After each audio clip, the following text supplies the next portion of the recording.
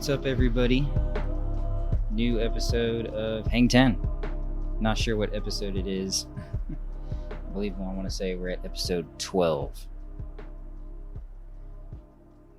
It was a pretty low-key week to begin with, and then it kind of ended on a bit of a downer note. We'll get to that towards the end.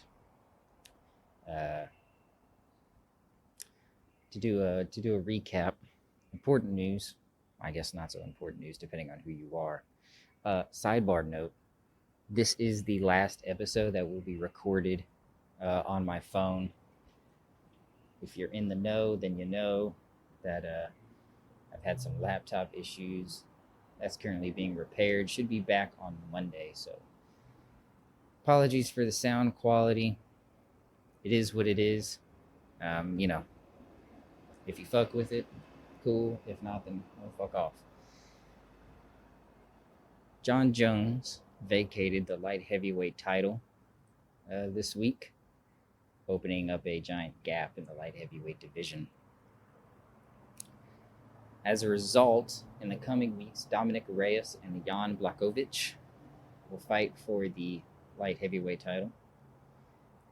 Last night, Anthony Lionheart Smith, top 5 light heavyweight proverbial contender, fought up-and-comer Alexander Rakic. I believe I'm pronouncing that right, from Serbia. And he got completely outclassed, dropped with leg kicks, something we seldom see. But dude's kickboxing was serious and legit. On a downer note, Robbie Lawler dropped his 4th straight to Neil Magny. Neil Magny, his longtime veteran of the welterweight division of the UFC, one win behind George St. Pierre now, I believe, for all-time wins. Insane cardio, looked very strong in the clinch, nasty knees, and pretty solid top control too. Pretty much controlled Robbie Lawler for the entire fight. I think Robbie Lawler only got off like 21 significant strikes. Insane. Where Neil Magny goes from here, I don't know, maybe a fight against Michael Chiesa. Robbie Lawler, unfortunately, probably drops out of the rankings now. Maybe a fight with Mike Perry makes sense. Jeff Neal. That'd be fun. Also, moving on, 2 quick notes. Today is Sunday. Sunday is the day I record these. Monday is the day it's released. If you're not watching Lovecraft Country on HBO, then you are depriving yourself of some of the most excellent television I've ever seen. That's your first side note. Second side note is a direct address to the University of Hawaii. I understand times are tough, but single-ply toilet paper? Seriously?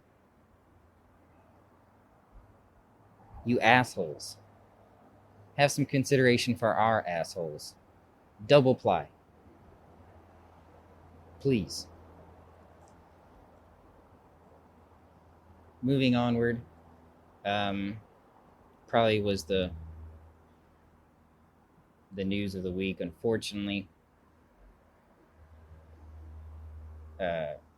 We'll start with the Republican convention. The Republican convention happened this week, the back half, Wednesday through Thursday or Friday. Hard to keep track of these things when it's legitimately the same message over and over again. I came away watching the Republican convention very concerned and nervous. One, the production value was far better than the Democratic National Convention. Far better. Way more streamlined, just way more clear. Also, the message was clear. And to be clear, I am in no way, shape, or form a Republican. Absolutely not.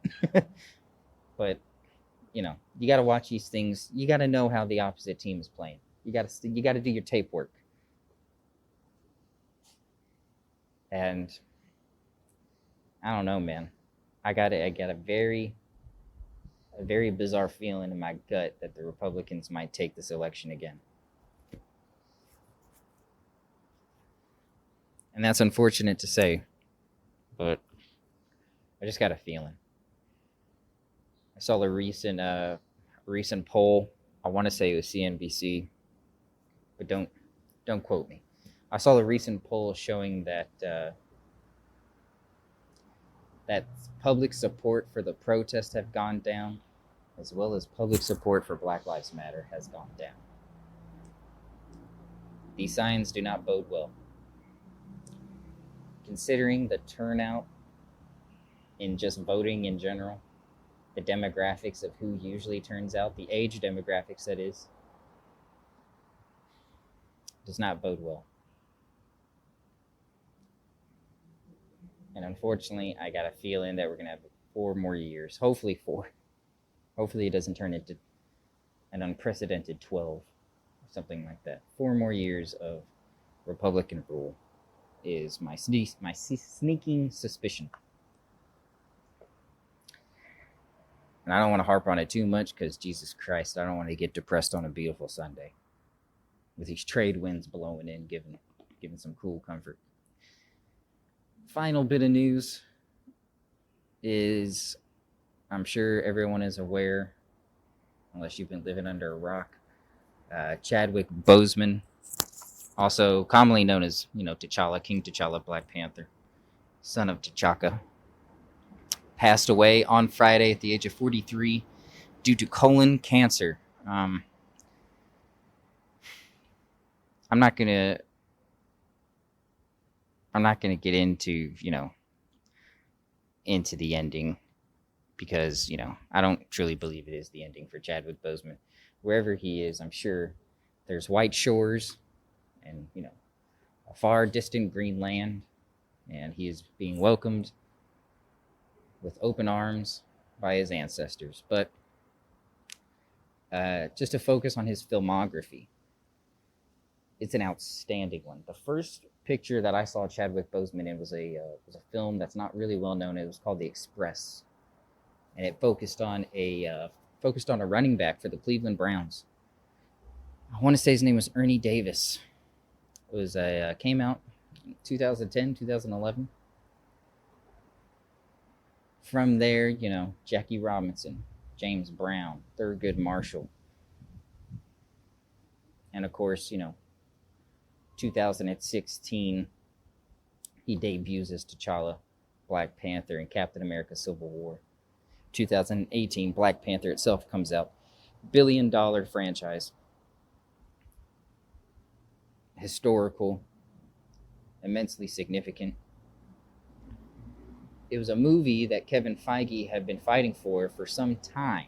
The higher-ups at Disney did not believe that a feature film starring an all-black cast, or a majority black cast, would not yield the financial results of some of their other pictures. And due in part from Ryan Coogler's excellent directing, but mainly, and this is just my personal opinion, mainly the casting of Chadwick Boseman as T'Challa really drove that film to have the success that it did. He completely embodied the character of T'Challa. His sense of regalness, his coolness, calmness, collectiveness, a responsibility, accountability, self-sacrifice. These are all the attributes that we direct, to King T'Challa, Black Panther. And I think it worked so well because all of those attributes were inherently in Chadwick Boseman.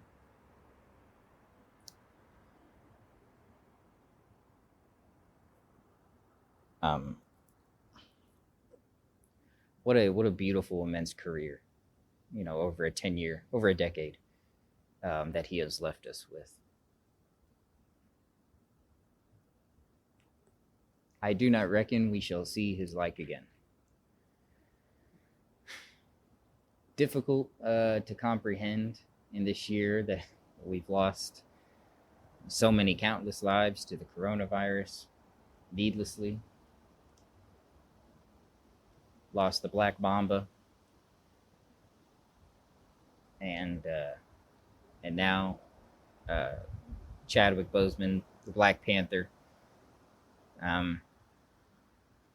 But you know what? This doesn't really feel. It doesn't feel like a loss to me. In fact, I'm actually, when I first heard the news, I was quite sad. But reflecting on it for the past 2 days, I'm quite happy for Chadwick Boseman, for Mr. Chadwick Boseman.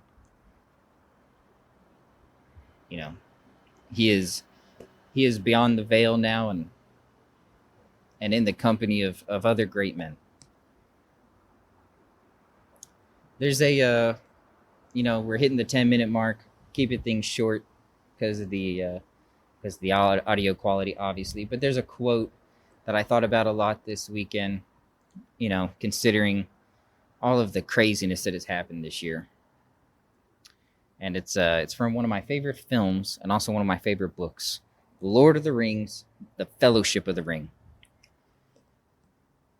When Frodo and the Fellowship have entered the mines of Moria,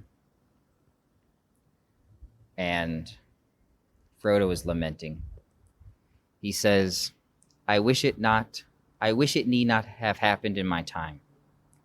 And he's speaking in reference, to the ring, to this impending doom. And Gandalf replies quite profoundly and quite timely. So do I. And so do all who live to see such times.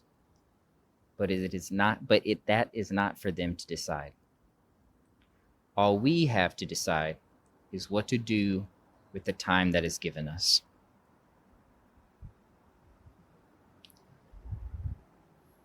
And I will leave you with that on this episode of Hang 10.